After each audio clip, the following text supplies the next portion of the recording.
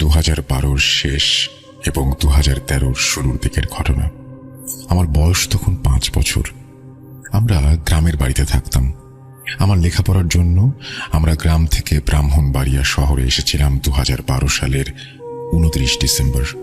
তখন আমি ছোট, নতুন শহরে আসছিলাম, সবকিছুই নতুন ছিল আমার জন্য। ঘটনা 1। সময়টা 2012-র 29 ডিসেম্বর থেকে 2013-র 5 জানুয়ারির মধ্যে কোনো একটা সময় হবে। তখন অনেক রাত। আম্মু ঘুমাচ্ছিল। বলে রাখা ভালো, আমার বাবা প্রবাসী, তাই আমি, আমার বোন এবং আম্মু বাসায় থাকতাম। আমাদের বাসা ছিল ব্রাহ্মণবাড়িয়ায় তখনকার সবচেয়ে বড় বিল্ডিং, যেটা 14 তলার পাশে। ওই রাতে যখন আমার ঘুম ভাঙে, তখন আমি জানালার কাছে দেখি একটা অতি প্রাকৃত কিছুর অস্তিত্ব। কিছু খেয়াল করার পর আমি অবয়বটাকে দেখতে পেলাম। ওই অবয়বটা আমাকে দেখে একটা পৈশাচিক হাসি দেয়, যা দেখে অনেক ভয় পাই এবং আমি যে ঘুমিয়ে পড়ি। সকালে আমি এটাকে ভুল ভেবে আর আম্মুকে বলিনি। ঘটনা 2। এর কিছুদিন পরে আম্মু বলল রাতে আমাদের খাট নাকি অনেক কাঁপছিল। প্রথমে আম্মু ভেবেছিল ভূমিকম্প, পরে পাশে খেয়াল করে দেখতে পেল অন্য কোনো কিছু নড়ছে না। তখন আম্মু কিছুটা ভয় পায় এবং দোয়া কালাম পড়ে ঘুমানোর চেষ্টা করে। ঘটনা 3। এর পরের দিনের ঘটনা, দ্বিতীয় দিনের মতোই আবার এই ঘটনাটি ঘটল। তখন আমিও ওই খাটের কম্পনটি অনুভব করেছিলাম। ঘটনা 4। এর পরের দিন আমার আম্মু আর আমার দূর সম্পর্কের একজন খালুর সাথে যোগাযোগ হলো, যিনি হুজুর। তখন আম্মু আমার খালুকে বাসায় আসতে বললেন। তিনি আমাদের পুরো বাসা ঘুরে আম্মুকে বললেন তিনি পরদিন জানাবেন। এরই মাঝখানে আমাদের নানা রকমের অতি প্রাকৃত ঘটনা ঘটতে থাকে। পরদিন আমার খালু আম্মুকে ফোন করে বলল একটা খারাপ জিন যা আমার উপরে আসর করার চেষ্টা করছে।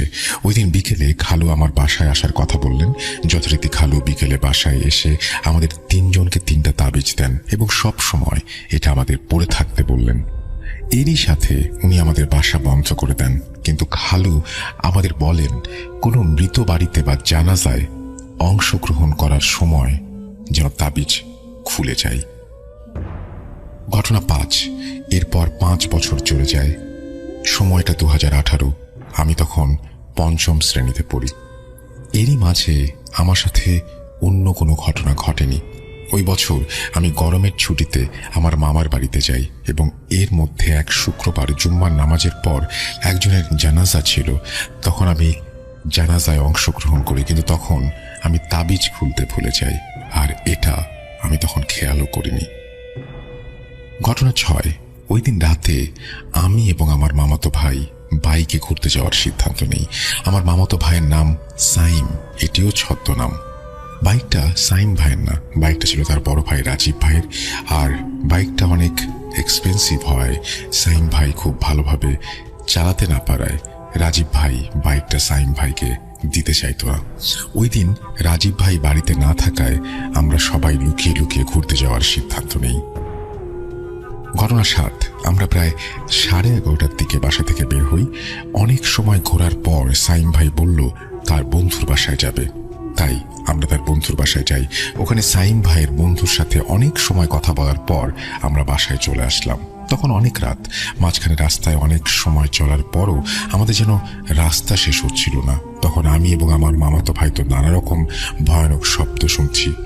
তখন আমার মামাতো ভাই আয়াতুল কুরসি পড়তে শুরু করলো এবং ওই মায়াজাল থেকে বেরিয়ে আসলো এবং তাড়াতাড়ি সামনের এলাকার মসজিদে আমরা দুজনই ঢুকে পড়ি।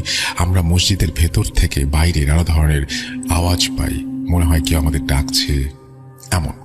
তখন আমরা একটি কথা বারবার শুনতে পারছিলাম। কথাটি ছিল এমন, বাইরে আয়। আর শুনতে পারলাম আমাদের নাকি ছাড়বে না। তখন ভয়ে মসজিদে উজু করে কোরআন পড়তে শুরু করলাম। এর একটু পরে আমরা দেখতে পেলাম ওই মসজিদের বড় হুজুর আসলেন এবং আমি হুজুরকে সবকিছু খুলে বললাম। তিনি তখন ওই তাবিজটা দেখাতে বললেন, কিন্তু আমার মনে পড়ে তখন আমি হুজুরকে তাবিজের কথা বলিনি। তো হুজুর জানলো কিভাবে? তখন আমি এই বিষয়টি খেয়ালও করিনি তেমন। তারপর হুজুর আমাকে তাবিজটি ফিরিয়ে দেয় এবং আমাকে তাবিজ পড়তে বলে। আবার হুজুর আমাদের বলল একটু পর ফজরের নামাজ পড়ে আমরা যেন বাসায় যাই। হুজুর আমাদের আরো বললেন আমার সাথে আর কিছু হবে না। এটা বলে হুজুর বাইরে চলে যান। ওই রাতে ফজরের নামাজের সময় আমার আরেক মামাতো ভাই নামাজ পড়তে আসে, যার নাম শরীফ। তিনি 5 ওয়াক্ত নামাজ পড়তেন। শরীফ ভাইকে দেখে আমরা তখন ঘটনাটি বলতে পারিনি। তখন আমি একটা জিনিস খেয়াল করলাম, ওই বড় হুজুর নামাজ পড়াতে আসেননি, নামাজ পড়াতে এসেছিল বড় হুজুরের ছাত্র। আর আমি শরীফ ভাইকে নিয়ে তখন বাড়িতে চলে যাই। পরদিন বিকেলে আমরা শরীফ ভাইকে সবকিছু খুলে বলি। তখন শরীফ ভাই বলে, মসজিদের বড় হুজুর তো অসুস্থ, তিনি 1 সপ্তাহ থেকে হাসপাতালে, হুজুরের ছাত্র নামাজ পড়ান।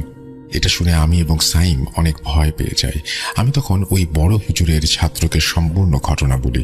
তিনি বলেন, এরকম অনেক ঘটনা আমাদের সাথে ঘটে যা কখনো বুঝতে পারি না, যার কোনো বিশ্লেষণ থাকে না, হয়তো আমাদের কাছে থাকে না, হয়তো ওই সময় আমাদেরকে সাহায্য করেছিলেন তিনি, হয়তো তার রূপ ধরে ভালো কোনো জিন।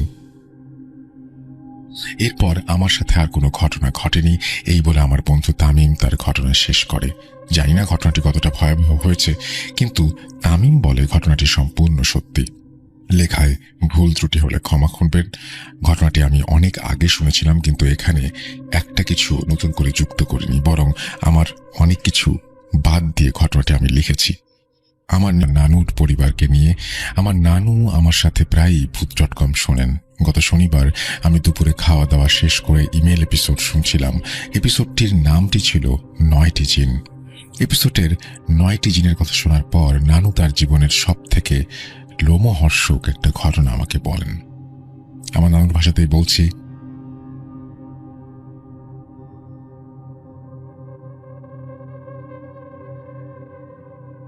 সাল 1968, সময় বর্ষাকাল, চারিদিকে থই থই পানি। আমার বয়স তখন 8 বছর এবং ছোট ভাইয়ের বয়স মাত্র 2 বছর। রাত আনুমানিক 1টা বা 2টা হবে। সবাই গভীর ঘুমে মগ্ন। হঠাৎ মায়ের খুব বাইরে যাওয়ার দরকার পড়ে, তাই ডেকে উঠান আমাকে। তখনকার সময়ে ল্যাম্প, হ্যারিকেন এগুলোই ছিল, তাই মা আমার হাতে একটি হ্যারিকেন দিয়ে দরজা থেকে সামান্য একটু সামনে দাঁড় করিয়ে রাখে। কম বেশি সবাই জেনে থাকবেন যে গ্রাম অঞ্চলের টয়লেট বাসা থেকে কিছুটা দূরে হয়, আর টয়লেটের সাথে ছিল বড় একটা খাল। মা টয়লেটে যাওয়ার সাথে সাথেই খুব হয়রান এবং ভীতস্ত চেহারা নিয়ে দৌড়ে এসে হুমড়ি খেয়ে পড়েন আমার উপরে। সাথে সাথে আমি জোর করে একটা চিৎকার দিই। চিৎকার শুনে আমার দাদু বাবাকে ডেকে নিয়ে আসে এবং আমার মাকে ঘরে নিয়ে যায় এবং তাড়াহুড়া করে দরজা বন্ধ করে দেয়। কোনো কিছু জিজ্ঞাসা করার আগেই দাদু হ্যারিকেনের আলোটা কমিয়ে দেন। খুব তাড়াহুড়া করে মাকে নিয়ে বিছানায় যেতে চাইলেও মায়ের দাঁড়ানোর কোনো ক্ষমতা ছিল না। ওই বয়সে আমার মাথায় এরকম চিন্তা আসেওনি। ঘুমিয়ে গিয়েছিলাম, ভেবেছিলাম হয়তো মায়ের কোমরে ব্যথা, কিন্তু সমস্যাটা হয়েছে পরবর্তী দিন সকালবেলা। মায়ের যেরকম পেট ব্যথা, তেমনি বমি আর পেটের সমস্যা দেখে মনে হচ্ছিল মায়ের শরীরের একটা জায়গায় মাংস টেনে অন্য জায়গায় জমাট বাঁধে। তার আর্তনাদে বাড়ির সবাই এসে হাতে পায়ে তেল দিতে থাকে। তখন ডাক্তার কাছাকাছি না থাকাতে কোনো একভাবে আমার চাচা একজন ডাক্তার নিয়ে আসে, কিন্তু ডাক্তার এসে বলে মা নাকি আর বাঁচবে না। আশ্চর্য বিষয় হলেও এটি সত্য যে ভোর 5টা থেকে সকাল 11টার মধ্যে মাত্র 4 থেকে 5 ঘন্টার ব্যবধানে মা সম্পূর্ণভাবে বিছানায় পড়ে যান। তার খাওয়া দাওয়া, নড়াচড়া, এমনকি মুখের কথাটা পর্যন্ত বন্ধ হয়ে যায়। এবং দিনটি শুক্রবার হওয়াতে 12টায় আজানের ঠিক শেষ মুহূর্তে আমার মা এই দুনিয়ায় শেষ নিঃশ্বাস ত্যাগ করেন। ছোট ভাইটির বয়স 2 বছর হওয়াতে তেমন কিছু না বুঝলেও আর কখনো মা বলে ডাকতে না পারার কষ্টটা ছোট থেকেই তাকে পোহাতে হবে বেশ বুঝতে পারছিলাম। এরপর নামাজ শেষে জানাজা হয় এবং তারপরে হুজুর আমাদের সাথে দেখা করেন এবং আমার ছোট ভাইকে মাথায় হাত বুলিয়ে দেন। শেষে আমার বাবাকে সহ আমাদের 4টা তাবিজ দিয়ে যান এবং আমাদের ঘর বন্ধ করে দিয়ে যান। কিন্তু আমার মায়ের শেষ নিঃশ্বাসের বিনিময়ে থামেনি এই মৃত্যু। মা নাকি তার মুখ থেকে জবান বন্ধ হবার ঠিক আগ মুহূর্তে শুধু একটি কথাই বারবার বলে যায়, আর সেটি হলো 7 জন জিন, ওরা 7 জন, ওরা সবাইকে নিয়ে যাবে। আর বাবার থেকে হুজুর এই কথাটি শুনেই আমাদের তাবিজ দিয়েছিলেন। এরপরে বাবা এবং আমরা কেউ ঘর থেকে রাতে বের হতাম না। কিন্তু ঠিক পরের দিনই আমার এক শহীদ নামে চাচাতো ভাই আমার মায়ের মতন করে মারা যায়। এতে পুরো বাড়ির সবাই, আশেপাশের সবাই ভীতস্ত হয়ে পড়ে। এরপরে আমার মামি অনেকের বারণ উপেক্ষা করে আমাদের দেখতে আসে, কিন্তু আশ্চর্যজনকভাবে আমার মামি 3 দিন পরে মারা যায়। এরপরে এক চাচাতো ভাইয়ের বউ, তার 3টি ছোট বাচ্চা, যার মধ্যে একজন আমার থেকে 1 বছরের ছোট ছিল। এরপরে নূরজাহান নামে এক চাচাতো বোন ঠিক একইভাবে মারা যায়। এরপরে ঘটে গা শিউরে ওঠার মতো ঘটনা। চাচাতো বোন মারা যাওয়ার পরে আসর নামাজ বাদ তার জানাজা দেওয়া হয়, কিন্তু আমাদের সেই হুজুর জানাজা দেওয়ার পরেই তিনিও তার পরের দিনই মারা গেলেন। এরপরে 6 দিনে 4 জন মারা যায়। কে কখন মৃত্যুর দেখা পাবে প্রতিটা মুহূর্ত কাটতে লাগলো আতঙ্কে। এরপর মাগরিবের আগেই সবাই যে যার ঘরে চলে যেত। এরপরে এটির একটা বিহিত করার জন্য সবাই মিলে একজন হুজুর খুঁজছিল, কিন্তু এমন কিছু শোনার পরে কেউই আসতে রাজি হচ্ছিল না। এরপরে অনেক খুঁজে বড় একজন আলেম বাড়িতে নিয়ে আসা হয়, কিন্তু সে বাড়িতে প্রবেশ করার সাথে সাথেই বলে দিলেন এই কাজ তার পক্ষে করা অসম্ভব, এবং সে 3 দিন পরে আরও 3 জন নিয়ে আসবেন এর বিহিত করার জন্য বললেন। আর এই 3 দিন কেউ মাছ মাংস এমনকি বাগার দেওয়ার মতো কোনো তরকারিও রান্না করতে পারবে না এই বাড়িতে। আর ঠিক যতদিন এমন থাকবে ততদিন শুধু করলা লাউ দুধ খেতে হবে। এটি টানা 27 দিন করতে হয়েছে। 3 দিন পরে যে হুজুর 3 জন ফকির নিয়ে আসেন, এর মধ্যে ফকির যে ছিলেন তার নাম ছিল হাশেম ফকির। তিনি বাড়িতে ঢুকেই আমাদের বললেন যে অনেক দেরি করে ফেলেছেন, যাই হোক তবে এর বিহিত করেই ছাড়বো ইনশাল্লাহ। এরপরে শুরু হয় তার কার্যক্রম। সন্ধ্যার পরেই বাড়ির উঠোনের মাঝখানে বড় গর্ত করে আগুন জ্বালিয়ে দিতেন এবং 2 থেকে 3 কেজি শুকনো মরিচ পোড়াতেন। কিন্তু আশ্চর্যের বিষয় হলো এতে মরিচ পোড়ানোর কোনো গন্ধই হতো না। আর একই কাজের সময় বাড়ির কেউ ঘর থেকে বের হতে পারত না এবং সব মহিলাদের মাথায় কাপড় দেওয়া ছিল বাধ্যতামূলক। এরকম চলতে থাকে 7 দিন। এর মাঝে 3য় দিনের সময় বড় ফকির তার একজন সঙ্গীর ওপরে সেই 7 জন জিনের সর্দারকে হাজির করেন। অনেক তর্ক বিতর্ক জেরা করা হয়। তারপর কথাটা ছিল এরকম, তোরা কারা, কোথা থেকে এসেছিস, কতজন এসেছিস, এর জান নিচ্ছিস? আমরা পূর্ব নদী থেকে এসেছি, আমরা 7 জন, আমাদের চালান করা হয়েছে, 21টা জান না নিয়ে যাব না। অনেক হয়েছে, এবার অন্যদিকে যা, আমি থাকতে আর কোনো জান যাবে না।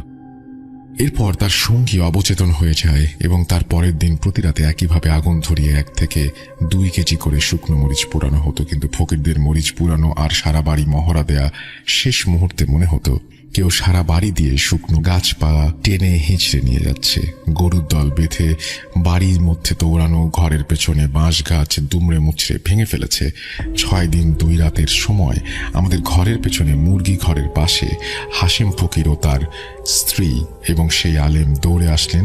আর কেউ একজনের সাথে খুব তর্কে জড়িয়ে পড়লেন। যেটা ছিল এমন, তুই একটা জানও নিতে পারবি না, তোর এখনই যেতে হবে। তখন জিন বলছে যে এই ঘরের একটাকে প্রথমে নিয়েছি, আর একটাকে নিয়ে যাই, আর একটু আগুন নিয়ে এসেছিলাম, তাই তখন দেখা পাইনি। দাঁড়া, জানের বদলে তাহলে জান দিচ্ছি। এই বলেই তিনি হাতে থাকা কলা গাছের ডাঁট দিয়ে মাটির উপরে 7টি বাড়ি দিলেন, আর তারপর পায়ের গোড়ালি দিয়ে মাটির উপরে সজোরে 3টি আঘাত করলেন। অতঃপর মুরগি ঘরের ভেতরে মুরগিগুলো প্রচন্ড দাবাদাপি শুরু করলো। এরপরে পুরো বাড়ি নিস্তেজ হয়ে যায়। পরের দিন সকালে দাদু মুরগির ঘর খুলে দেখেন 47টি মুরগি মরে পড়ে আছে। এরপরে ফকির ও আলেম আসেন আর ইনশাল্লাহ আমরা বিপদ মুক্ত হই। অতঃপর দাদু বললেন তিনি নাকি আমাকে ঘরে আনার সময় দেখেন যে অনেক লম্বা 7 জন খালাকে পানির ওপর দিয়ে পশ্চিম পাশ দিয়ে বাড়ির দিকে নিয়ে আসছে, যার কারণে দাদু তাড়াহুড়া করে দরজা বন্ধ করে নাতির কাছে আগুন ছিল তাই নাগালে পান এবং সেটা নিয়ে আসেন। কিন্তু ওকেই যেতে হয়েছিল। জানের বদলে জান, আপনার কাছে আমার নাতি বেশি নাকি মুরগি বেশি? এরপরে ইনশাল্লাহ আর কোনো সমস্যা হয়নি। ঘটনাটি নানুর অনুমতি নিয়ে পাঠিয়েছি, এমনকি সে এটি ভূত.com-এ শোনার অপেক্ষা করছে।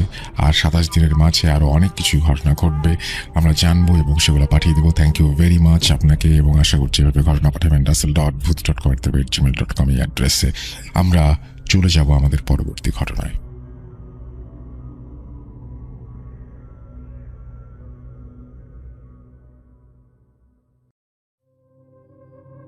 আসসালামু আলাইকুম রাসেল ভাই, আসসালামু আলাইকুম লিসেনার্স। আশা করি আপনারা সবাই ভালো আছেন আর আপনারা তো সবসময় ভালোর দলেই থাকেন।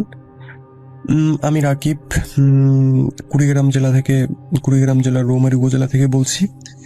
আমি ভূত FM এর একজন নিয়মিত শ্রোতা ছিলাম। 2016 সাল থেকে আমি ভূত FM শুনতাম। যাই হোক, মাঝখানে ভূত এফএম বন্ধ হয়ে যায়, কিন্তু অনেক অনেক ধন্যবাদ আপনাকে যে ভূত.com চালু করার জন্য। বেস্ট অফ লাক, সবসময় আপনাদের পাশে আছি। যাই হোক, বেশি কথা না বলে আমি আমার ঘটনায় চলে যাই। ঘটনাটা ঘটে আমার নিজের চাচাতো ভাইয়ের সাথে। ঘটনার সময়কাল 2015। রাসেল ভাই, তার আগে আমি আমাদের ঘটনার জায়গাসমূহের বর্ণনা দিই, যাতে লিসেনারদের পরে বুঝতে সুবিধা হয়। ঘটনাটা ঘটে হলো আমাদের গ্রামের পাশের একটা গ্রামে। আমরা যে স্কুলে পড়াশোনা করতাম, সেই স্কুলটা ছিল আমাদের গ্রাম থেকে একটা গ্রাম পরেই, মানে আমাদের গ্রামের পর মাঝখানে একটা গ্রাম পড়ে, তারপরে আমাদের স্কুল। আমাদের স্কুলটা যেহেতু উপজেলার মধ্যে অনেক একটা নামকরা একটা স্কুল ছিল, সেই জন্যই আমাদের সেখানে পড়তে যাওয়া। যাই হোক, সেই সময় আমি জিএসসি পরীক্ষার্থী ছিলাম। আর আমার সাথে যে ভাইটা, মানে ভাইয়ের সাথে যে ঘটনাটা ঘটছে, সে ছিল এসএসসি পরীক্ষার্থী। রাসেল ভাই, আমাদের ওই গ্রাম থেকে আমরা 4 জন ওই স্কুলে পড়াশোনা করতাম। তার মধ্যে 3 জন ছিল এসএসসি পরীক্ষার্থী, আর আমি একাই জিএসসি পরীক্ষার্থী ছিলাম। যাই হোক, ওই রাস্তায় আমাদের গ্রামের পাশ দিয়ে একটা নদী চলে গেছে। ওই নদীটা পার হয়ে আমাদের স্কুলে যেতে হতো।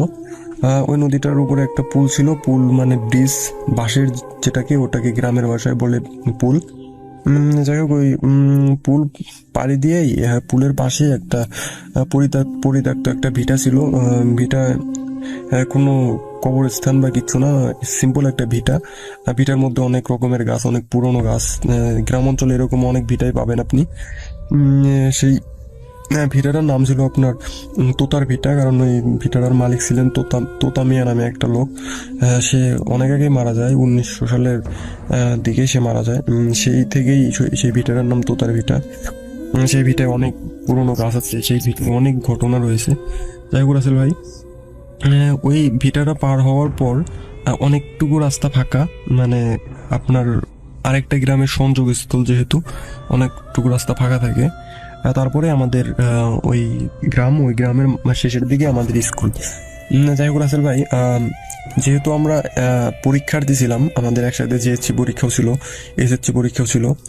তখন কি করতো রাসেল ভাই, আমাদের স্কুল থেকে প্রতিবারই কোচিংয়ের ব্যবস্থা করতো টিচাররা। কি হতো যে আমাদের 2 মাস অথবা 3 মাসের জন্য একটা কোর্স করতো স্যার। যেহেতু ওই সময় প্রাইভেটের ওই রকম প্রচলন ছিল না, সেজন্য কোচিংটা অনেক ইফেক্টফুল ছিল। আসলে ওই কোচিংটা ছিল আপনার সন্ধ্যা 7টা থেকে 10টা। যারা স্থানীয় ছিল সেইখানকার তারা তো সেখানে ভালোভাবেই কোচিং করতে পারতো, কিন্তু আমরা যেহেতু অনেক দূর থেকে ছিলাম, যেহেতু গ্রাম অঞ্চলের একটা এলাকা, সেটা অনেক টাফ রাত করে কোচিং করা। যাই হোক, যেহেতু আমরা 4 জন ছিলাম, 4 জনের বাবা মার সাথে কথা বলে আমরা সিদ্ধান্ত নিলাম যে আমরা 4 জনেই একসাথে কোচিং করব। যাই হোক, যে কথা সেই কাজ। আমরা কোচিংয়ে ভর্তি হলাম। আমাদের কি করতাম, আমাদের যে সাইকেল ছিল, সাইকেলে মোবাইলের ব্যাটারি দ্বারা আপনার সামনে একটা বাল্ব লাগিয়ে করতাম, ওই যে বাতি জ্বলিয়ে স্কুলে যেতাম 4 জনে সাইকেল চালিয়ে, রাত্রে একসাথে আসতাম। যাই হোক, এভাবেই আপনার 15-20 দিন যাওয়ার পর কি হয় যে আমাদের ওইখানে একটা বন্যা হয়। আমাদের গ্রামে বন্যা হওয়ার কারণে আমাদের নদী ভরে যাওয়ার কারণে আমাদের ওই যে পুল, সেটা ভেঙে যাওয়ার কারণে একটা ভয়াবহ একটা অবস্থা সৃষ্টি হয়। কারণ সেখানে ভেলা দ্বারা মানুষ পারাপার হতো। যেহেতু আমরা রাত করে কোচিং করতাম, ভেলা দ্বারা পার হওয়াটা অনেক ঝুঁকির ছিল আমাদের। সেখানে মাঝে মাঝে ভেলা পাওয়া যাইতো না, মানে ওই ফেরি ভেলা মানে হইলো ভুরা, আমরা ভুরা দিয়ে পার হতাম। তখন তো সাইকেলও আনা যাইতো না। আমাদের গ্রাম থেকে আমাদের স্কুলে যেতে সময় লাগতো আপনার 30 মিনিটের মতো। আমাদের কোচিং ছুটি দিত 10টায়। যাই হোক, আমাদের যখন বন্যাটা আসলো, তখন আমার বাড়ি থেকে আমাদের স্কুলের যে দপ্তরের বাসা ছিল, সেখানে আমাকে লজিং রাখা হলো। সেখান থেকে আমি কোচিং করতাম। কিন্তু আমাদের যে 3 ভাইরা ছিল, মানে আমাদের এলাকার, আমার নিজের চাচাতো ভাই আর 2 জন এলাকার, তারা যেহেতু 3 জন অনেক বড়ই ছিল, এসএসসি পরীক্ষার্থী, তারা সিদ্ধান্ত নিল যে তারা একসাথে বাড়ি থেকে কোচিং করবে।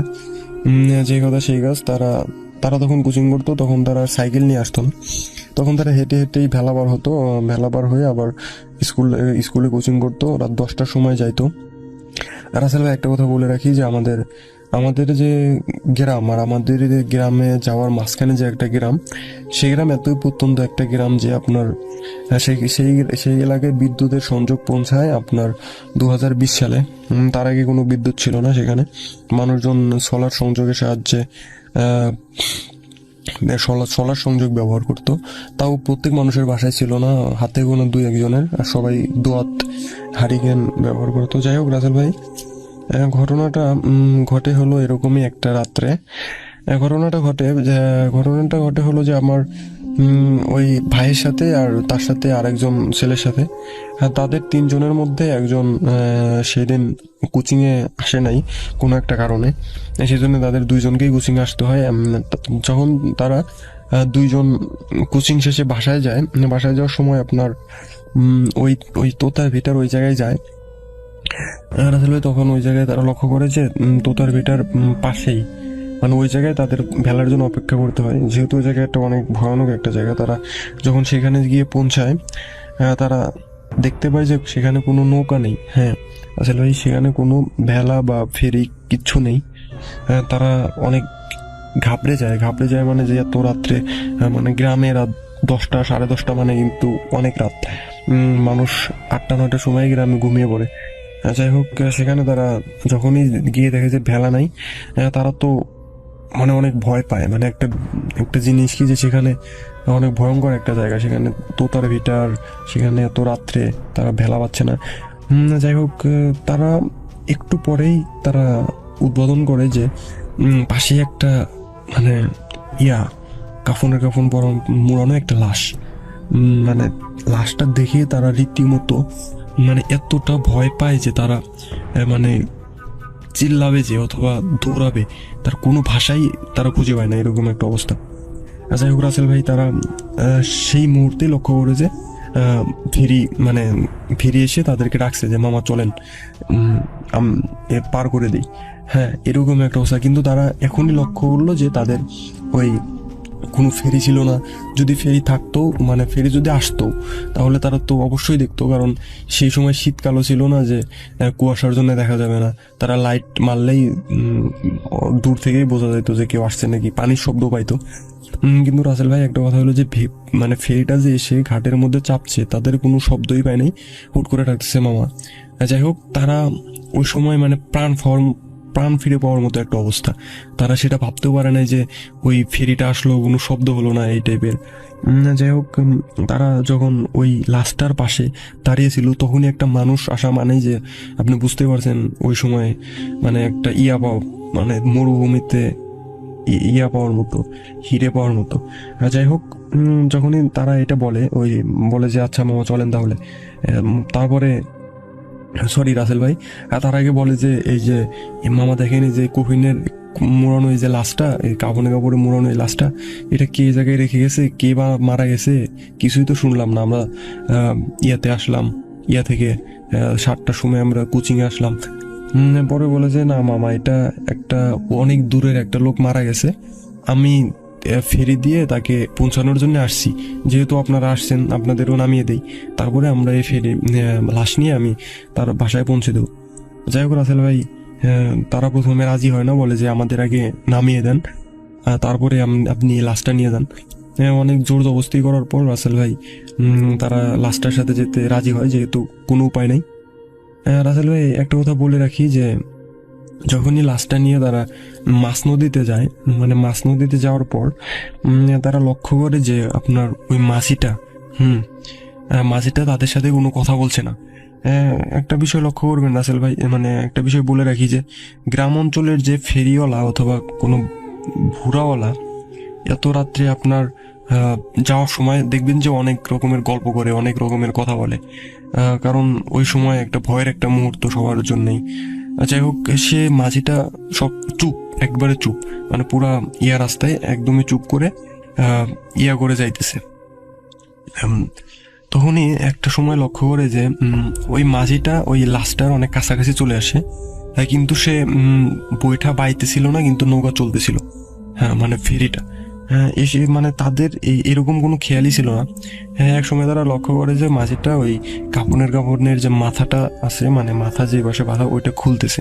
হ্যাঁ, খোলার পর আপনার তারা হয়তো প্রথমে ভাবছিল যে চেক করতেছে যে লাশটা ঠিক আছে নাকি, বা কত সময় মুখ দেখে না মানুষ মাথা খুলে, তারা প্রথমে সেটা ভাবে, তারা সেদিকে খেয়াল করে না। তাদের মধ্যে এমনি একটা ভয় কাজ করতেছিল ওই কোহিনের কখন পাশেই। যাই হোক, রাসেল ভাই একটা সময় লক্ষ্য করে যে ওই মাছিটা ওই লাশটা খাচ্ছে। মানে আপনি লক্ষ্য করেন যে তারা একটা সময় লক্ষ্য করলো যে মাঝিটা লাশটা খাচ্ছে। তারা প্রথমে ওরকম বুঝতে পারে নাই যে কি করতেছে। তারপরে একটা সময় দেখে যে মাঝিটা লাশটা খাচ্ছে, এবং উনি মনে করেন যে তারা এটা মানে প্রথমে তো আবছা অন্ধকারে সেটা লক্ষ্য করে, তার দিকে লাইট মারে না। যখন এটা আন্দাজ করার পর তারা লাইট মারে মাঝিটার দিকে। আপনার লাইট মারার পর মনে করেন যে রাসেল ভাই যে জিনিস দেখে এটা তো কখনোই তাদের কল্পনারও বাইরে ছিল। যাই হোক, তারা দেখে যে মাঝিটা মনে করেন যে মুখ দিয়ে রক্ত লাল, আর তাদের মুখের আপনাদের যে দাঁতের দুই সাইডে দুইটা দাঁত আছে না, মানে চোক্কা দাঁত আমরা যেটাকে বলি, সেই দুটা দাঁত দিয়ে সে মাংস ছিঁড়ে ছিঁড়ে খাচ্ছে। খাওয়ার পর মনে করেন যে তার চোখের মনিটা স্বাভাবিকভাবেই ছিল না, তার কোনো চোখই ছিল না, চোখটা অন্ধকার ছিল তাদের লাইটের আলোতে, যেটা ব্যাখ্যা। তারপরে মনে করেন যে এটা দেখার পর তারা সেখান থেকেই লাফ দেয়। লাফ দিয়ে মানে জীবন মরণ বাঁচার জন্য তারা কেমনে যে সেখান থেকে বেঁচে একটা ঘাটের মধ্যে যেয়ে পৌঁছায়।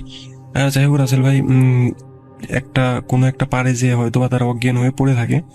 পড়ে থাকার পর একটা সকালে আমাদের পাশের এলাকার একটা মাঝি তাদেরকে উদ্ধার করে মানে তাদেরকে দেখতে পায়, এবং ও দেখতে পাওয়ার পর চিনে যায়। মানে কোন মাঝি দেখতে পায় যে ওই মাঝিটাই, মানে সেটা আপনি বলতে পারেন যে তারা রাত্রে যে মাঝিটার নৌকায় ছিল সেই মাঝিটার রূপেই হয়তোবা ওই দুষ্টু জিন বা যেটাই বলি পিচাস সেটা এসেছিল। ওই মাঝিটা তাদেরকে অবশ্যই চেনে, কারণ প্রতিনিয়তই তারা তার মানে ফেরিতেই বার হয়। যাই হোক রাসেল ভাই, তারপরে তারা তাকে নিয়ে তাদের বাসায় পৌঁছে দেয়। পৌঁছে দেওয়ার পর কি হয় রাসেল ভাই, তারা একদিন পর তাদের জ্ঞান ফেরে। সবাই ভাবছিল যে তারা হয়তো বা মারা গেছে। হ্যাঁ রাসেল ভাই, অনেক শোক কান্না শুরু হয়ে যায়। আমিও তখন এই ঘটনাটা শুনে আমিও তখন বাসায় যাই তাদের দেখতে। হ্যাঁ, যাই হোক রাসেল ভাই, ওই চাচাতো ভাই 2 দিন পর জ্ঞান ফেরে তার। জ্ঞান ফেরার পর সে প্রায় 1 সপ্তাহ কথা বলতে পারে না, জাস্ট তাকিয়েই থাকে, এরকম একটা অবস্থায় এত শক খায়। যাই হোক, এক সময় যখন তারা পুরোপুরি জ্ঞান ফেরে সুস্থ হওয়ার পর তাদের কাছ থেকে ঘটনাটা শোনা হয়। ঘটনাটা তারা বলে। ঘটনাটা বলার পর তারা ওই মাঝিকে ডাকে, তাদের বাসার লোক। ঘটনাটা তারা বিশ্বাস করে, কারণ ওই যে ভিটাটার কথা বললাম রাসেল ভাই, ওই ভিটাটায় অনেকেই এর আগে অনেক কিছুই দেখছে, অনেক ঘটনা আছে ওই ভিটাকে ঘিরে। আপনি ওই ভিটাটা আপনার 200-300 বছর আগের ভিটা। আপনার বাপ দাদা তারও দাদার থেকে ওই ভিটাটার অনেক ঘটনা রয়ে আসছে। ওই ভিটাটার যে গাছগুলো আছে সেটা কখনো কাটারও সাহস পায় না, বা সেই ভিটায় যে কেউ বসবাস করবে এইটাই, কারণ ওই ভিটার মালিক এখনো বেঁচে নাই। ওই ভিটা দখল নেওয়ারও কখনো চিন্তা আসে না। যাই হোক রাসেল ভাই, তখন আমার ওই চাচাতো ভাইয়ের যে আত্মীয় স্বজনরা ওই মাঝিকে ডাকে। একদিন ডাকার পর বলে যে তুমি যে ওই উদ্ধার করার পর ওই রাত্রে যে ঘটনাটা যে শুনে যে ওই মাঝি ছিল, পরে বলে যে না, আমি তো সেই দিন আমার বোনের বাড়ি গেছিলাম, মানে ওই মাঝিটা নাকি ফেরি সেল রেখে ওর বোনের বাড়ি গেছিল। বোনের বাড়ি যাওয়ার আগে ওর যে ওই ছোট ভাইরে ফেরির দায়িত্ব দিয়ে গেছিল। ফেরির দায়িত্ব দিয়ে যাওয়ার পর আপনার মনে করেন যে ওই ছোট ভাই তো 10টার আগেই বাসায় চলে যায়। কিন্তু স্বাভাবিকভাবে ওই মাঝে 10টার পর পর্যন্তও থাকতো, কিন্তু সেদিন তারা 10টার আগেই বাসায় চলে যায় ফেরি। তারপরেই মনে করেন যে এই ঘটনাটা ঘটে ওনাদের সাথে। রাসেল ভাই, তারপরে তাকে হুজুর দেখানো হয়। হুজুর দেখিয়ে পানি পড়া, ওর যত রকমের চিকিৎসা আছে সব করানো হয়। তারপরেও তাদের ভয় কাটে না, ধরা যায় তারপরে মনে করেন যে হুজুরের বৈশিষ্ট্য মতে যে ওই ভিটার মধ্যে কিছু দুষ্টু জিন থাকতো। দুষ্টু জিনগুলো মানে নজর রাখছিল, তাদের কোনোই দোষ ছিল না আমার। ওই তাদের ইচ্ছা ছিল যে তাদের ভয় দেখাবে, অনেক মারাত্মক একটা ভয়। যেহেতু তারা সবসময় তিনজন থাকতো, তিনজন থাকার কারণে সেই সুযোগটা সে পাইতো না। সেদিন সুযোগটা পাই, কারণ সেদিন ওই মাঝিটাও ছিল না, তারপরে তাদের মধ্যে মাত্র দুইজন ছিল, যার কারণে অনেক বড় একটা সুযোগ পায়। সুযোগ পাওয়ার পরে আপনার মনে করেন যে তাদেরকে এইভাবে অনেক মারাত্মকভাবে ভয় দেখায়।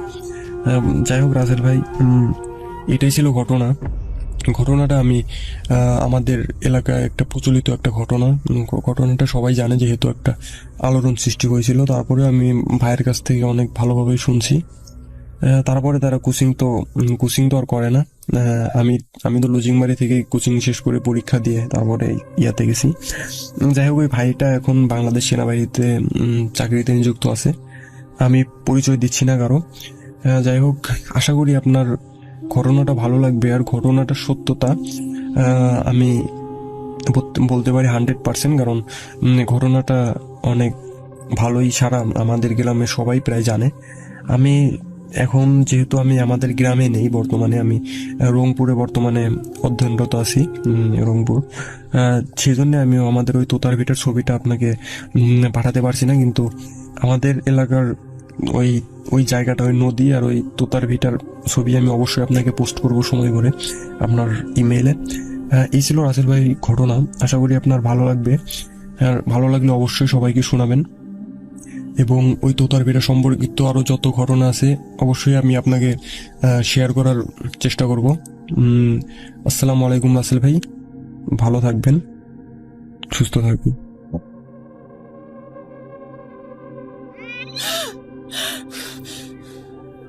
আজ আবার শুনতে পাচ্ছেন শব্দটা? ভয়ের আরেক নাম ভূত.com with Russell. আমার কাছে একটা স্টোরি রয়েছে, যেটা একটা ইমেল। সেই ইমেলটা আমি এখন আপনাদেরকে পড়ে শোনাচ্ছি। চলুন কথা না বাড়িয়ে সরাসরি ইমেইলে যাওয়া যাক। যেভাবে লেখা আছে আমি সেভাবেই শুরু করছি। আসসালামু আলাইকুম রাসেল ভাই, স্টুডিওতে এসে শেয়ার করা সম্ভব না বলে আমি চাই আপনি আমার ঘটনাটা পড়ে শোনেন। আমার বয়স তখন 22 বছর। আমি বর্তমানে গ্র্যাজুয়েশন করছি, ফার্স্ট ইয়ারে পড়ছি রাজশাহী সরকারি কামরুজ্জামান ডিগ্রি কলেজ। সেই 2013 থেকে আপনার অনেক বড় ফ্যান আমি। যেখানে ভূতের ভয় সেখানে ভূত এফএম শুরু হয় বলে আমি মনে করতাম। আর যখন ভূত এফএমের কথা উঠত তখন ভেসে আসা সেই রাত 11:59 বলা মানুষটাই আপনি রাসেল ভাই। এখন অনেক মিস করি আপনাকে, মিস করি সেই সময়টাকে। যখন শুনলাম শোটা বন্ধ হয়ে গেল, মনে মনে অনেক কষ্ট পেয়েছিলাম। যাই হোক, আমি আনন্দিত যে আপনি আপনার নতুন শো শুরু করেছেন। আবার সেই চেনা মানুষটার গলায় ভূত.com শোনার মজাই আলাদা। হোক না নতুন শো, কিন্তু মানুষটা তো সেই আছে, আমাদের সবার প্রিয় রাসেল ভাই। আমি জিজ্ঞাসা করব না আপনি কেমন আছেন, কারণ আমি জানি আপনি সবসময় ভালোর দলেই আছেন। তো আমার এতদিনের সেই স্বপ্ন ভূত এফএম থেকে শুরু করে আজ ভূত.com একটা ঘটনা পাঠাবার। সত্যি বলতে আমার ঘটনা শুনতে অনেক ভালো লাগে। যদি ঘটনা পাঠাই সবাই কি বলবে না বলবে, ঘটনা সিলেক্ট হবে কি হবে না, আমি লেখালেখি করি না বলে এতদিন ঘটনা পাঠানো হয়নি। তবে আজ একটা ঘটনা কালেক্ট করে নিয়ে এসেছি। ঘটনাটি সত্যি 100%, সেই বিষয়ে কোনো সন্দেহ নেই। আমার নাম মোহাম্মদ ইমন চৌধুরী বনি। ঠিকানা রাজশাহী জেলার হেতেমখা এলাকায় আমি বাস করি। ঘটনাটি আমার না, আমার বন্ধুর মায়ের সাথে ঘটে যাওয়া একটা ঘটনা, তাই আমি আমার মায়ের মতো করে বলার চেষ্টা করছি। যদি ভুলভ্রান্তি হয়ে থাকে ক্ষমা সুন্দর দৃষ্টিতে দেখবেন। লেখালেখির কোনো অভিজ্ঞতা নাই, অগোছালো লেখা, একটু পরেই বুঝতে পারবেন। ঘটনাটি রাজশাহী ছেড়ে চাঁপাইনবাবগঞ্জ জেলার কোনো এক গ্রামের ঘটনা। সঙ্গত কারণে গ্রামের নামটা বলছি না। সময়টা 1985। আমার আম্মুর বয়স তখন 14-15 হবে। বলে রাখা ভালো, আমার আম্মু আম কোড়াতে অনেক পছন্দ করত। আমার আম্মুর অতি পরিচিত বান্ধবী ছিল বলতে গেলে। আমার আম্মুর সব জায়গায় ওঠা বসা থেকে শুরু করে সেই আর কি, মানে এক কথায় ছোটবেলার বান্ধবী। তার নাম ছিল লাইলি। ঘটনাটা মূলত লাইলিকে নিয়ে। রাসেল ভাই, এই সময়টা ছিল বৈশাখের সময় গ্রামে, কিন্তু এই সময় অনেক মজা লেগেই থাকে। ঝড়ের সময় ছোট ছেলেমেয়েরা অনেক শখ করে আম কুড়ায়। আমি সরাসরি ঘটনার দিকে চলে যাই, যেহেতু বলেছিলাম লাইলি আম্মুর সঙ্গী ছিলেন। আম্মুর মতোই আম কুড়াতে অনেক পারদর্শী ছিলেন। উনি সবার আগে আম কুড়াতে যেতেন। এই ব্যাপারে আম্মু মানতে পারতো না বটে, কিন্তু এটা নিয়ে তাদের মধ্যে দ্বন্দ্ব লেগেই থাকতো, হিংসাহিংসি তো ছিলই। বলে রাখা ভালো যে আম বাগানে আম্মু আর আম্মুর লাইলি, সেই বান্ধবী, আম কুড়াতে যেত। আগে থেকে অনেক লোকমুখে শোনা যেত যে সেই আম বাগানে রাতে জিনেরা দল বেঁধে চলাচল করে, আর অনেক নাকি সেখানে গুম হবার ঘটনা রয়েছে। অনেকেই গুম হয়ে যেত, তারপরে হদিস মিলত না। আম্মুরা এই সমস্ত বিশ্বাস তো দূরের কথা, এগুলো নিয়ে ভাবতেও না, ভয়ও পেত না, যেহেতু ছোট, বয়সের মজাটাই আলাদা। এবং লাইলি আম্মুর মধ্যে আম কুড়ানো নিয়ে অনেক রেশারেশি। এক রাতের ঘটনা, আগের রাতে অনেক ঝড় বৃষ্টি হয়েছিল, তো পরের দিন আম্মু আর তার বান্ধবী ফজর হবার একটু আগে আম বাগানের দিকে চলে গিয়েছিলেন। তারপর এক পর্যায়ে অবাক হয়ে যায়, তারা দেখে যে লাইলি সেই বাগানে আম কুড়াচ্ছে। প্রতিদিনের মতো সে তার বাবার চাদর গায়ে দিয়ে আম কুড়াতে এসেছিল। আম্মু তাকে আওয়াজ দেয়, বলে তুই সবসময় আমার আগে চলে আসিস। আম্মু কিছু কম আম পেয়েছিল, এই নিয়ে আম্মু অনেক অভিমান করেছিল সেদিন। সে লাইলিকে এক পর্যায়ে জিজ্ঞেস করে, লাইলি তুই কয়টা আম পেয়েছিস দেখা। কিন্তু লাইলি কোনো উত্তর দিচ্ছিলেন না। আম্মু আবার জিজ্ঞাসা করেন, তুই তো অনেক আম কুড়িয়েছিস, আমাকে কিছু দে, আমি একটাও পাইনি। এক পর্যায়ে আম্মু চিন্তা করে যে তাকে জড়িয়ে ধরে কিছু আম নেবে। রাসেল ভাই, আমার আম্মু এক পর্যায়ে তাকে জড়িয়ে ধরে এবং ধস্তাধস্তি শুরু হয়। আম্মুর জেদ কাজ করে, আমগুলো দেখেই এভাবে জোড়াজুড়ি শুরু করে। এক পর্যায়ে আম্মু যখন তাকে ধরতে যাচ্ছিল, হঠাৎ সে চোখের নিমেষেই হাওয়ায় মিশে যায়। মানে একটা জলজ্যান্ত মানুষ হঠাৎ করেই গায়েব হয়ে যায়। স্বাভাবিকভাবেই এটা একটা অবাক করা বিষয়। তো আম্মুর মধ্যে তখন ভয় কাজ করে, সে দৌড়ে বাসায় চলে আসে এবং কাউকে না জানিয়ে শুয়ে পড়ে। পরদিন সকালে সেই লাইলির বাসায় যায় আম্মু, এবং আম্মু জিজ্ঞেস করে, তুই কাল রাতে আম কুড়াতে গিয়েছিলি? সে বলে শারীরিকভাবে সে অসুস্থ, সেই জন্য সে আম কুড়াতে যেতে পারেনি।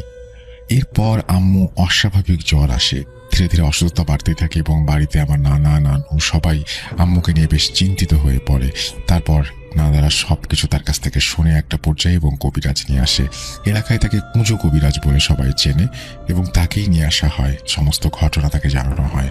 কবিরাজ কাছে এসে আম্মুকে অনেক কিছুই বলেন এবং তার অসুস্থতার কারণ, কেন এরকম হয়েছে, এই সমস্ত জিজ্ঞেস করতেই তিনি নিশ্চুপ হয়ে যান। এবং বিস্তারিতভাবে কবিরাজ এক সময় জানান তার জিন হাজির করার মাধ্যমে। এবং বলে রাখা ভালো, আম্মুর শরীরে প্রচুর জ্বর ছিল, ঠিকমতো আম্মু খেতে পারছিল না, কথাও বলতে পারছিল না। এরপর কবিরাজ তার জিন দ্বারা জানতে পারে যে আম্মু যখন তার প্রিয় বান্ধবী লাইলি ভেবে তার সাথে জোড়াজুড়ি করছিল, ধস্তাধস্তি করছিল, সেটি আর কেউ নয়, সেটি ছিল একটি জিন। এবং জিনটা তাকে যত এড়িয়ে যাচ্ছিল, ততই আম্মু জিনটাকে জোরে চেপে ধরতে যাচ্ছিল। তাতেই এক পর্যায়ে জিনটা বিরক্ত হয়ে চলে যায়। এরপর আম্মু দৌড়ে বাসায় ফেরার সময় সেই জিনের সাথে চলাচল করা কিছু জিন আম্মুর পিছু নিয়েছিল। যেহেতু ফজরের আজান দিয়ে দেয় এবং তারা কোনো ক্ষতি করতে পারে না, তারা আম্মুর শরীরে প্রবেশ করে এবং আম্মু এত অসুস্থ হয়ে পড়ে। রিচুয়াল দ্বারা সেই জিনগুলোকে হাজির করা হয়। যখন কবিরাজ আম্মুর দেহে থাকা জিনগুলোকে হাজির করে, তখন নানি বাসার সবাই দেখতে পায় এক অস্বাভাবিক চিত্র। যেহেতু আগেই বলেছিলাম আম্মু কথা বলতে পারছিলেন না, কিন্তু তার চোখ লাল হয়ে যায় এবং এক পর্যায়ে ভিন্ন ভিন্ন গলায়, যেমন ছেলে মেয়ে কখনো এক এক রকম গলায় সে কথা বলতে শুরু করে এবং তাদেরকে বলে আম্মুকে ছেড়ে দেওয়ার জন্য। কবিরাজ আবার তাদের একটা সুযোগ দেন। জিনগুলো আম্মুকে ছেড়ে যাওয়ার জন্য বা ত্যাগ করার জন্য কিছুতেই রাজি ছিল না। কিছু মন্ত্র টানা করে সে ঝাড়ফুঁক দিয়ে কিছুতেই যখন লাভ হচ্ছিল না, তখন কবিরাজ জানতে পারে যে আমাদের ঘরে একটা জান দিতে হবে। আমরা কারণ জানতে চাইলে কবিরাজ জানান যে এদিকে যখন ঝাড়ফুঁক চলছে, তখন জিনদের দিক থেকেও তারা প্রতিরোধ করছে, যার কারণে কাজ হচ্ছিল না। এবং আম্মুর কাছে নাকি মোট 6টা জিন আছে। কবিরাজ বলে তাদের মধ্যে 4টা মুসলিম, 2টা হিন্দু, যার মধ্যে 5 জন পুরুষ এবং 1 জন মহিলা।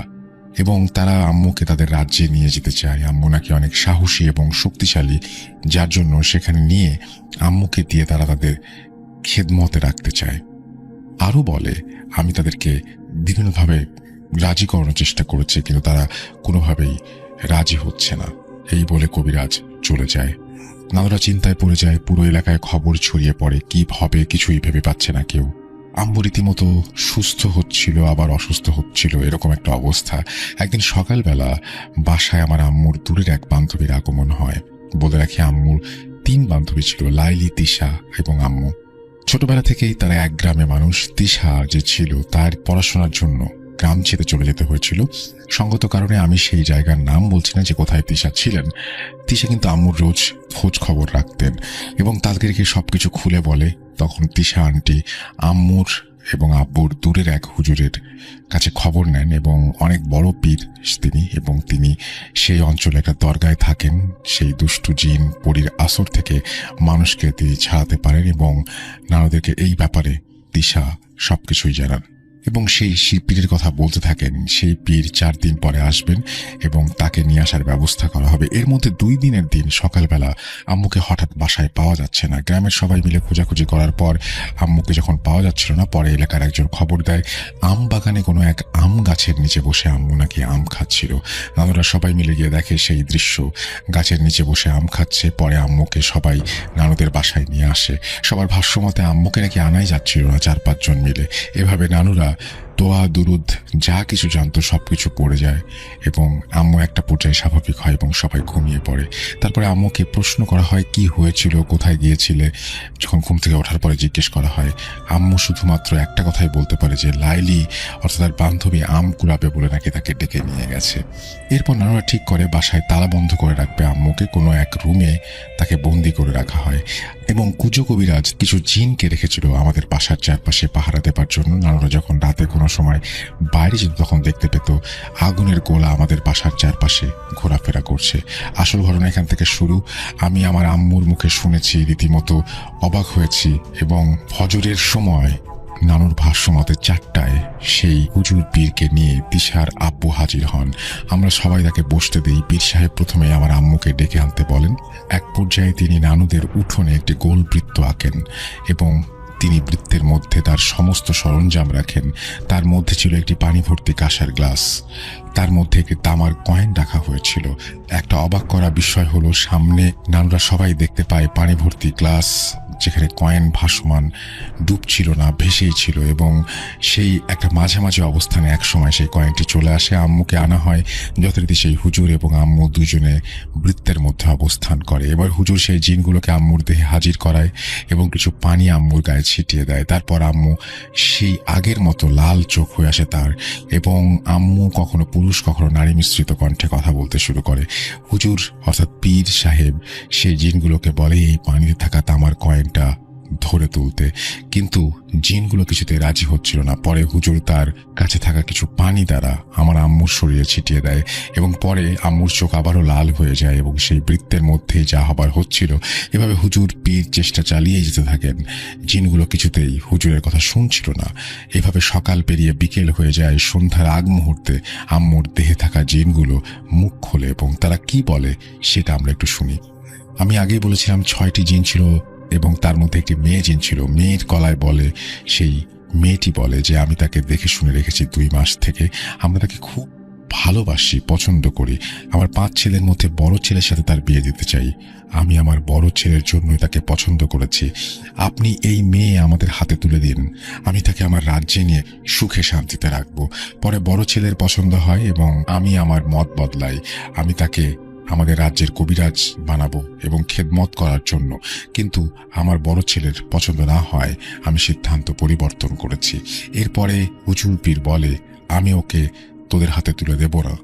একটা কুমারী মেয়ে, বিয়ের বয়স হয়েছে এবং বাবা মা তাকে নিয়ে কত স্বপ্ন দেখছে, এই অবস্থায় একটি মেয়েকে তুই নিয়ে যেতে পারবি না। হুজুরকে তারা বোঝানোর চেষ্টা করে, হুজুরও বুঝায়। মেয়ে জিনটা একটা পর্যায়ে বলে ঠিক আছে, যেহেতু আমার কোনো মেয়ে নেই, 4টাই ছেলে, তাই মায়ের দিকে তাকিয়ে আমি এই মেয়েকে ছেড়ে দিচ্ছি। তবে যেহেতু ওর ওপরে আমার অনেক মায়া জন্মে গেছে, আমি তার কাছে আসবো না, কিন্তু দূর থেকে আমি তার খেয়াল রাখবো নিজের মেয়ের মতো করে। এরপর অস্বাভাবিকভাবে আম্মু মাটিতে লুটিয়ে পড়ে। পরে নানুরা হুজুরের পরামর্শে তাকে ঘিরে নিয়ে যায়। কিছু ঝাড়ফুঁক তাবিজ দিয়ে তাকে পুড়িয়ে রাখা হয় এবং অবাক করা বিষয় হলো সেই পাত্রে থাকা তামার কয়েনটা পানিতে ডুবে যায়। যেই কয়েন ভেসে থেকেছিল সেটা ডুবে গিয়ে এটাই প্রমাণ করে যে বিপদ কেটে গেছে। আজ 37টা বছর গেছে। আমার বন্ধু সে নাকি এখনো আমার বলে রাখা ভালো, আমার আম্মু ছিল আমার নানির প্রথম সন্তান। ঘটনাটা যেদিন ঘটে সেদিন রাতে আমার আমার নানা নানি, আমার বড় মামা, আমার আম্মু, আমার ছোট মামা, এনারা সবাই রাত্রে ঘুমাচ্ছিলেন। আমার নানি আর আমার আম্মু ঘুমাচ্ছিলেন এক ঘরে, আর হচ্ছে বড় মামা, ছোট মামা আর আমার নানা ঘুমাচ্ছিল আর এক ঘরে। হঠাৎ করে রাতের কিছুটা সময় মানে মধ্যরাত হওয়ার পরে দেখা যায় যে আমার নানার পাশে, আমার নানাই বুঝতে পারে যে নানার পাশে বড় মামা নেই। সেই সময় নানা ঘুম থেকে উঠে সবাইকে ডাকাডাকি করে। ডাকাডাকি করার পরে বড় মামাকে কোথাও খুঁজে পাওয়া যাচ্ছে না, কোথাও খুঁজে পাওয়া যায়। তারপরে হচ্ছে কোথাও খুঁজে, অনেক জায়গায় খোঁজাখুঁজি করা হয়, খুঁজে পাওয়া যায় না। ফজরের আজানের পরে যে সময় সকাল হয়, সেই সময় হচ্ছে বড় মামাকে পাওয়া যায় নদীর ধারে। নদীর ধারে অজ্ঞান অবস্থায় পাওয়া যায়। নদীর ধার থেকে বড় মামাকে বাসায় এনে বড় মামার জ্ঞান ফেরানো হয় এবং বড় মামাকে জানানো হয়, মানে বড় মামাকে বলা হয় যে সে সারা রাত কোথায় ছিল, তা সে কিছুই বলতে পারে না। বলে রাখা ভালো, ঘটনাটা যে সময় ঘটে সেই সময় আমার বড় মামার বয়স ছিল 10 বছর। পরে আমার নানা নানি এলাকার মসজিদের ইমামের কাছে বড় মামাকে নিয়ে যায়। এবার ইমাম সাহেব আমার মামাকে দেখে বলেন যে এর উপরে খারাপ কিছু একটা আসর করেছে, আপনারা দয়া করে বড় একজন আলেমের ঠিকানা উনি দিয়ে দেন সেই আলেমের কাছে যেতে। এইবার যেহেতু আমার নানা নানি যে গ্রামে থাকতেন, গ্রাম থেকে গ্রামের দূরত্ব একটু বেশি দূরে ছিল, তাই সেদিনকে আর যাওয়া সম্ভব হয়নি। তার 2 দিন পরে তারা হচ্ছে আলেমের কাছে যান। তারা আলেমের কাছে যাওয়ার আগে এই 2 দিনের ভিতরে ঘটে যায় এক লোমহর্ষক ঘটনা, যার সম্মুখীন তারা কেউ মানে যে ঘটনার সম্মুখীন মানুষ হতে চায় না, কিন্তু পরিস্থিতির বশবর্তী হয়ে যেতে হয়। সেদিন রাতে আবার সবাই একসাথে ঘুমিয়েছিল। ঘুমিয়ে থাকার পরে রাতে 1টার সময় আমার বড় মামাকে আবার খুঁজে পাওয়া যায় না। অনেক খোঁজাখুঁজি করা হয়, খুঁজে মোটে পাওয়াই যায় না। তারপরে সকাল হয়, সকাল হলে ইমাম সাহেবকে আনা হয়। ইমাম সাহেব বলেন কি যে তিনি যে আলেমের ঠিকানা দিয়েছিলেন সেই আলেমের সাথে যোগাযোগ করতে। তারপর আলেমকেও আনা হয়। আলেমকে আনলে আলেম তার এক জিনের মাধ্যমে বলেন যে বড় মামাকে পরীতে আসর করেছে। পরীরা 3 বোন, তার ভিতরে ছোট বোনের আমার বড় মামাকে খুবই পছন্দ হয়েছে, তাই তারা বড় মামাকে চায়। তখন আমার নানা নানি জানতে চান যে তারা তাদের সন্তান মানে বড় মামাকে কখন ফিরে পাবে। সে সময় আলেম তার জেনের মাধ্যমে জেনে বলেন যে আপাতত জেনেরা তাকে নিয়ে তাদের কাছে রাখবে না, তারা ঠিকই ফিরিয়ে দেবেন। এইভাবে হচ্ছে আপনার প্রায় 2 দিন কেটে যায়। 2 দিন কেটে যাওয়ার পরে বড় মামাকে আবার সেই অবস্থায় নদীর ধারে পাওয়া যায়। সেই সময় বড় মামা অজ্ঞান ছিল। তারপরে বড় মামার কাছে জিজ্ঞেস করা হয় যে সে কোথায় ছিল, কি বৃত্তান্ত, সে কিছুই বলতে পারে না।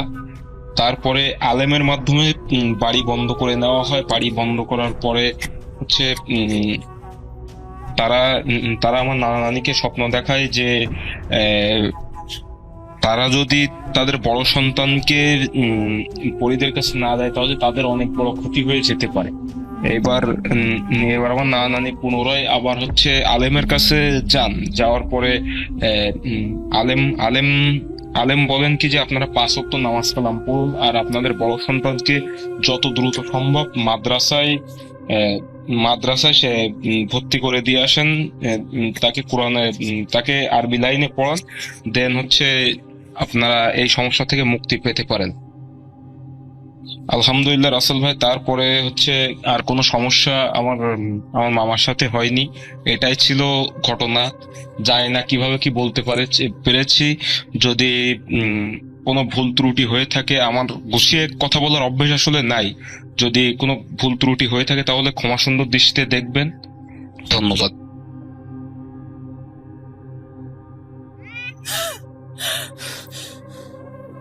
আজ আবার শুনতে পাচ্ছেন শব্দটা? ভয়ের আরেক নাম ভূত.com with Russell.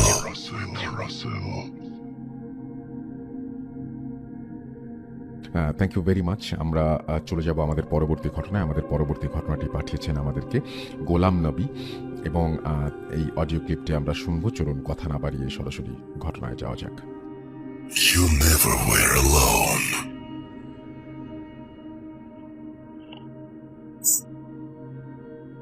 Juju আসছে। You are not alone. আমি শুধু তোমার সাথেই থাকতে চাই। Not alone. লুকোচুরি খেলবে? লুকোচুরি?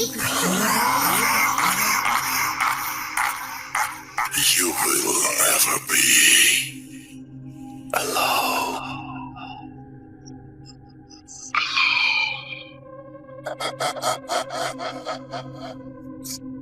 Boot.com. The fear returns with Russell.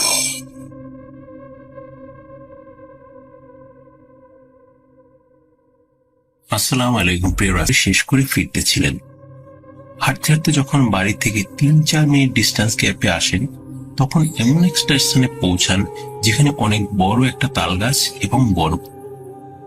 হঠাৎ মনের অজান্তে উনি দাঁড়িয়ে যান। ওনার মাথায় কাপড় ছিল না আর চুল খোলা ছিল। হঠাৎ উনি অনুভব করতে পারেন কিছু একটা ওনার মাথা দিয়ে শরীরের ভিতর ঢুকে গেছে। এরপর উনি কি করেছেন সেটা তিনি জানেন না। তার বাড়ির লোকজন তাকে পড়ে শোনায়। উনি বাড়িতে দৌড়ে চলে আসেন, এসে উঠানোর উপর পড়ে যান আর দাঁতে খিল লেগে যায়। এরপর উনি বেহুশ হয়ে যান। যখন ওনার হুঁশ ফিরে আসে তখন সবাই আশা করেছিলেন যে হুঁশ ফিরে আসলে মেবি সুস্থ হয়ে যাবেন, কিন্তু ফলাফল হলো তার উল্টো। উনি সবার সাথে চিৎকার চেঁচামেচি শুরু করেন, যে কাউকে প্রচন্ড জোরে আজে বাজে ভাষায় গালাগালি শুরু করে। এভাবে অনেকদিন ধরে চলে তার অ্যাক্টিভিটিস। 2-1 কবিরাজ হুজুরকে ডেকে তদবির করানো হয়, কিন্তু কোনোভাবেই তার কোনো উন্নতি নেই। এরপর একজন খুব অভিজ্ঞ তান্ত্রিককে ডাকা হয়, যিনি এসব জিন এবং ভৌতিক বিষয় নিয়ে প্রচুর কাজ করেছেন। যথারীতি তান্ত্রিক তার কাজ শুরু করেন। সময় তখন রাত 10টা হবে। গ্রামে আসলে 10টা মানে গভীর রাত ধরা যায়। তান্ত্রিক কুলো, গামছা আরো অনেক কিছু, ওরা ঠিক পরিষ্কার সবগুলো মনে নেই কি কি নিয়েছিলেন, এগুলো ওখানে রাখেন। এরপর গোলাম নবী ভাইয়ের আরো 2 ভাই আছেন, ওনাদের 2জনকে 2টা লাঠি দিয়ে দেওয়া হয়। এরপর শুরু করলেন তার তদবির। তান্ত্রিকের শর্ত ছিল আলো রাখা যাবে না, যতটুকু ন্যাচারাল লাইট থাকে ততটুকুই। সময়টা অমাবস্যা কিনা সেটা ঠিক জানা হয়নি, তবে কোনোভাবেই জিন হাজির করা যাচ্ছিল না।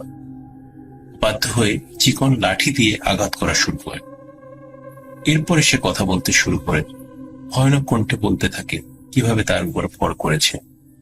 সে বলতে থাকে, তোরা জানিস না, নতুন বিয়ে করার পর কোনো মেয়ে মানুষ যদি খোলা মাথায় কোথাও ঘোরাঘুরি করে তার উপর আমরা ভর করি, আর ও ঠিক এই কাজ করেছে, তাই আমি ওর উপর ভর করেছি।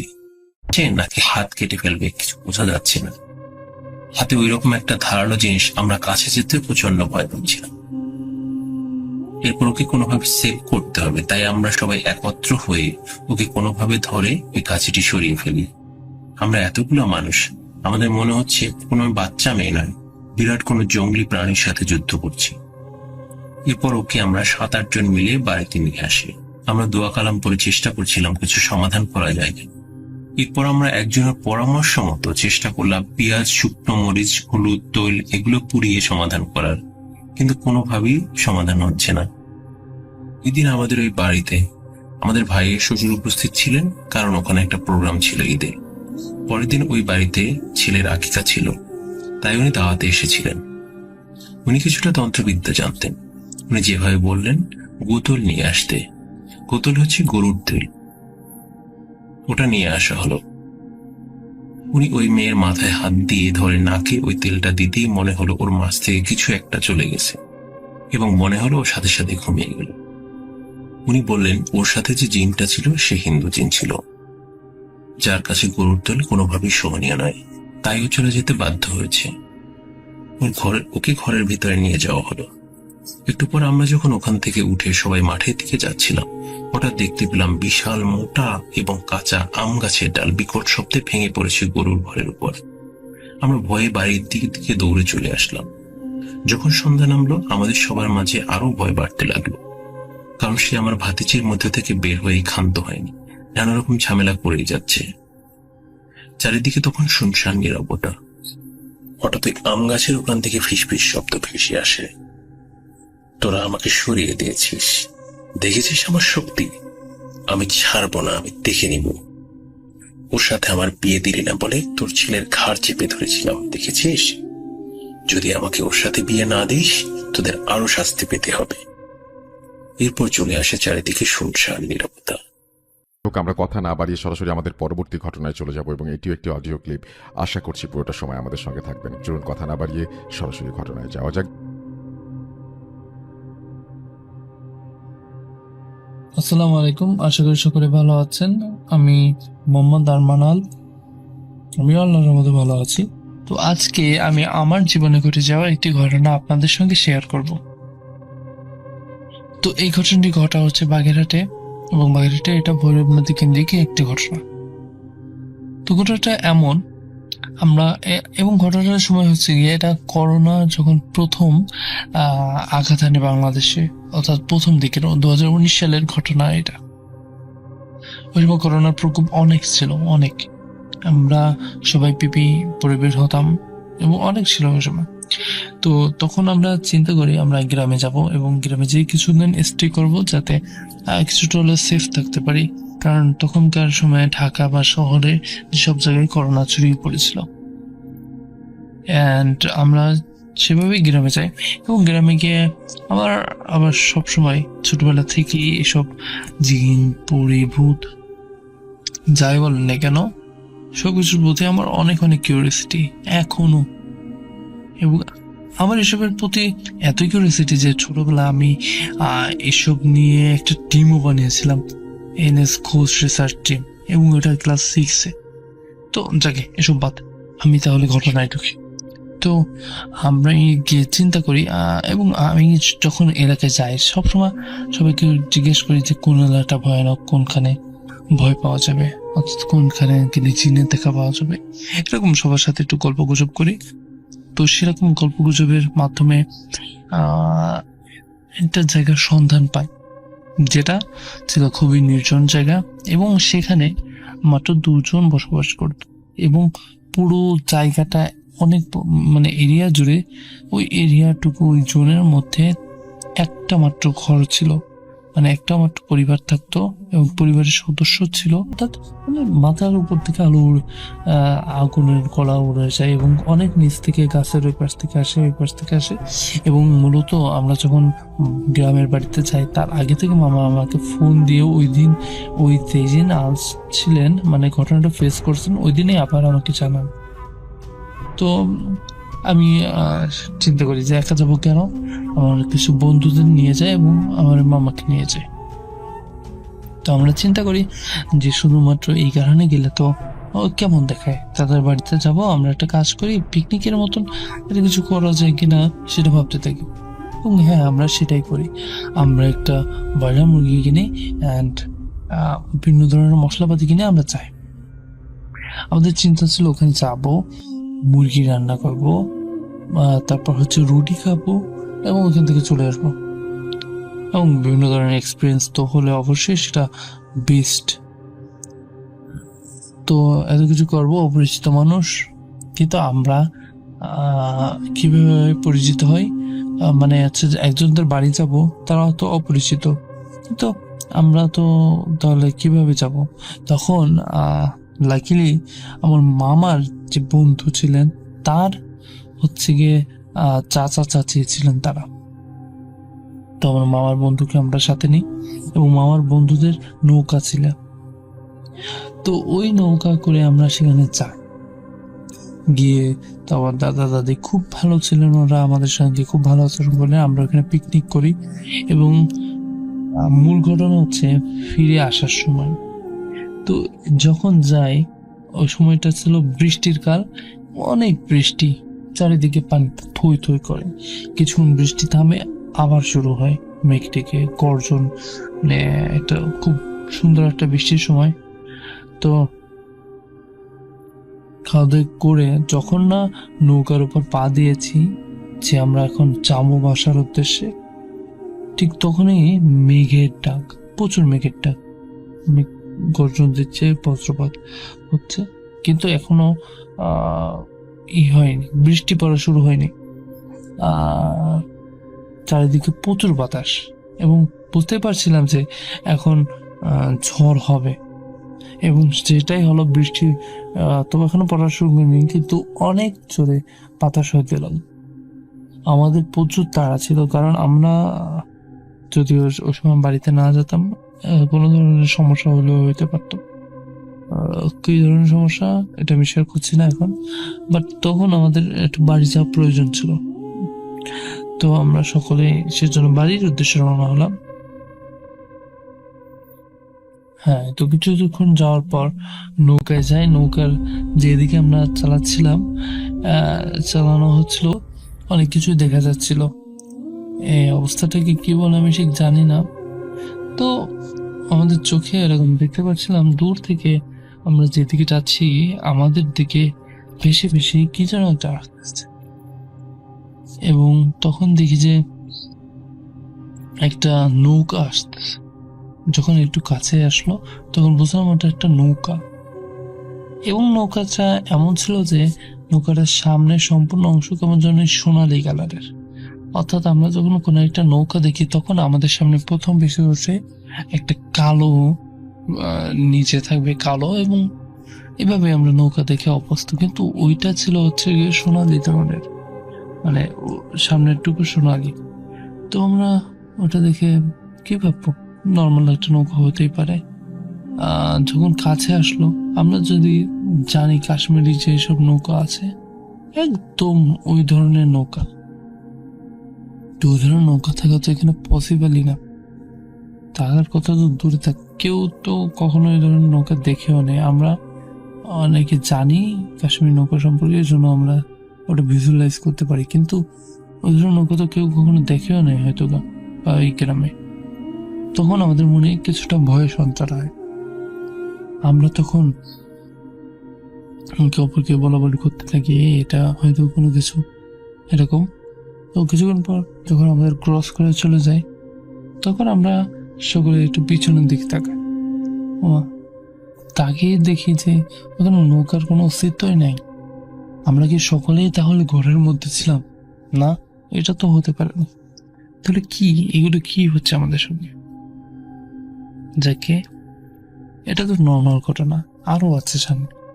আমরা যখন আরো একটু সামনে যাই, আর একটু সামনে, তখন কেমন জানি মনে হচ্ছে যে আমাদের নৌকাটা কেমন জানি নড়তেছে, অর্থাৎ দুলতেছে। এটা অনেকের কাছে স্বাভাবিক মনে হতে পারে, কারণ হচ্ছে গিয়ে নদীতে অনেক স্রোত, সময় লাগতে পারে, তার থেকে কমই লাগে সাধারণত। কিন্তু সেই জায়গায় আমাদের আধা ঘন্টা পার হয়ে যায়। আমরা কিন্তু অনেক মানে দ্রুতই এগোচ্ছিলাম, অর্থাৎ নৌকা যেভাবে চলছিল এবং স্রোতও ছিল ওইদিকে, পানির ফ্লোটা, বাতাস, যার কারণে আমরা খুব দ্রুত এগোচ্ছিলাম। কিন্তু তাও কেমন যেন আধা ঘন্টা পার হয়ে যায়, আমরা আমাদের গন্তব্যে পৌঁছাই না। এমনও না যে আমরা মানে রেখে এসেছি, আমাদের সঙ্গে যারা ছিল, হয়তো আমি আর আমার এক বন্ধু ব্যতীত সবাই ওইখানে লোকাল, এবং সবাই চেনে এগুলো। তো তখন কি করব? তখন আমরা আবার নৌকা চালাতে লাগলাম, কিছু দূরক্ষণ দৌড় পড়লাম, এবং বৃষ্টি অনবরত পড়ছে, ওটা থামছে না। তখন আমরা আর একটা দৃশ্য দেখলাম, এটা অনেকটা ফ্যান্টাসি মনে হতে পারে, বাট আমরা তো দেখেছিলাম এবং আমরাই জানি সেটা হচ্ছে গিয়ে যখন দেখলাম পানির ভিতর থেকে, অর্থাৎ আমাদের সামনেই, অনেক দূর সামনে, যে পানির ভিতর থেকে একটা কি মাছ লাফ দেয় না? হ্যাঁ, মাছ লাফ দিত। তো ওইরকম ভাবে একটা মাছের মতন কি একটা আকৃতির লাফ দিল। আমরা মুহূর্তের জন্য ওটা দেখেছিলাম, সকলেই দেখেছিলাম, কারণ আমরা সকলেই সামনে তাকিয়েছিলাম। তো মুহূর্তের জন্য ওটা লাফ দিল, মানে অনেক বড়, যে আমরা যদি কল্পনা করতে পারি না, এত বড় লাফ দিয়েছিল। নদী তো এপার থেকে ওপার এবং ওটা এপার থেকে ওপারে ছিল, এবং ওই নদীতে এত বড় মাছ, অর্থাৎ আপনি যদি তিমি বলতে পারেন, অথবা তিমি অনেকটাই বড় হয়ে যায়, কিন্তু ছোট যে হুইলগুলো আছে হয়তো এরকমই কিছু, এরকম অনেক উপর থেকে লাফ দিল এবং ধরলাম যদি হুইলে হতো। কিন্তু এবার আসি ঘটনায়, এবং ওই যে যেটা লাফ দিল ওটার আকৃতিও আমরা অনুমান করতে পেরেছিলাম, যদিও কিছু সময়ের জন্য আমরা দেখেছিলাম ওটা মাছের আকৃতির মোটেও ছিল না। ওটা সম্পূর্ণই ছিল কেমন যেন, মানে দুটো হাত ছিল, ওটার হাত ছিল অনেক, মানে অনেক মোটা ধরনের, বলিষ্ঠ ধরনের হাত ছিল, এবং ওর মাথাটাও আবার ছিল মাছের মতো, শুধু দুটো হাতই ছিল। ও তখন ওইটা দেখে ওইখানে কিছুক্ষণের জন্য থমকে যায়। তখন ও আপনাদের, মানে আমাদের চিল্লাপাল্লা শুনতে পেয়েছিল, তখনও আমাদের দিকে লাইক মারে এবং ওইভাবে আমাদের সাথে মিট হয়। তারপর আস্তে আস্তে যখন বৃষ্টি কমে আমরা ফিরে আসি, এবং এটাই ছিল আসলে ঘটনা। ঘটনাটি আমি অ্যাসিওর করতে পারি যে আপনারা যদি বিশ্বাস করেন, এটা আসলে বিশ্বাসযোগ্য একটা ঘটনা, এবং এটাই আমার সাথেই ঘটা, এবং আমি ফেস করেছি, এজন্য আমি জানি। তো সকলে ভালো থাকবেন, আল্লাহ হাফেজ।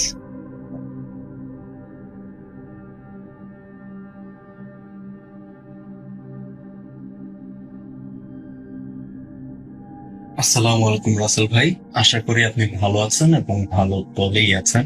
আমি জুবায়ের, ঢাকার বনশ্রী থেকে বলছি। ভূত.com এর সকল মেম্বার্স এবং শ্রোতাদের জানাই আমার সালাম। আমি আমার ঘটনাগুলো শেয়ার করি, যদি ভালো লেগে থাকে তাহলে অবশ্যই ঘটনাটি ইউটিউবে আপলোড করবেন। আজকে আমি 3টি ঘটনা শেয়ার করব।